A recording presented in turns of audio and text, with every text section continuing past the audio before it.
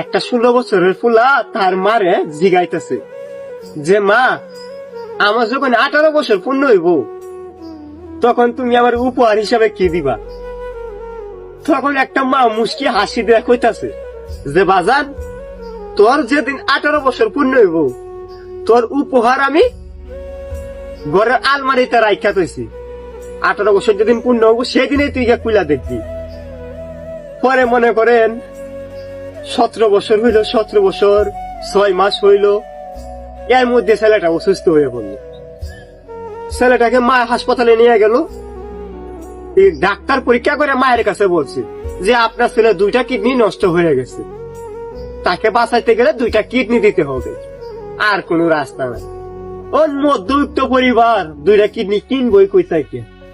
মা চিন্তা করলো যে আমি বাঁচবো আমার কয়দিন, আমার কিডনি গুলো আমার সন্তানরে দিয়া না হয় আমি দুনিয়ার থেকে চলে যাই।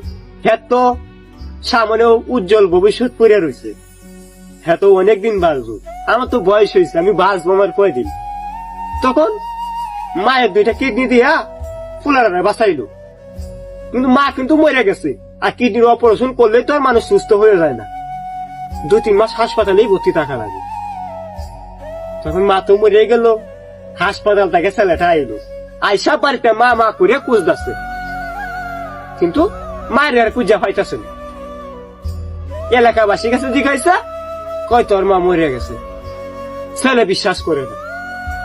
পরে বৈশা থেকে কান্না করতেছে, হঠাৎ করে মায়ের কথা মনে পড়ে গেল যে মায়ের যে আমি কইছিলাম 18 বছর পূর্ণ হইলে আমার একটা উপহার দিব, এই উপহারটা আলমারিতে রাখা থাকবো। ধরে গেছে আলমারির কাছে, আলমারি থেকে চিঠিটা নিচ্ছে, গিয়ে দেখে একটা চিঠি, এই চিঠিটা হাতে নিছে, নিয়ে পড়তে লাগলো।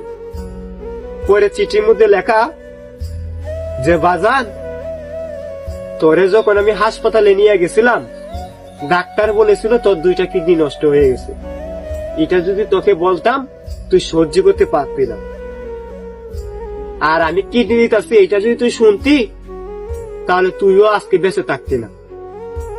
তাই তোকে না বলে আমার 2টা কিডনি দিয়ে তোরে বাঁচাইছি, কারণ তোর তো সামনে রঙিন জীবন, সুন্দর জীবন, আমার তো বয়স হয়েছে বাদান, আমি বাঁচবো আর কই দিন। আর এই জায়গার মধ্যে চিঠি রাখার কথা ছিল না, এই জায়গার মধ্যে আমি তোর জন্য সত্যি উপহার রাখতাম, কিন্তু যেহেতু আমি দুনিয়া থেকে বিদায় নিতেছি এর জন্যই এই চিঠির মধ্যে আমি এই লেখাগুলা লিখে গেলাম। মা তো মাই হয়, মায়ের তুলনা কি আর কারোর সাথে হয়? আল্লাহ তাআলা আমাদের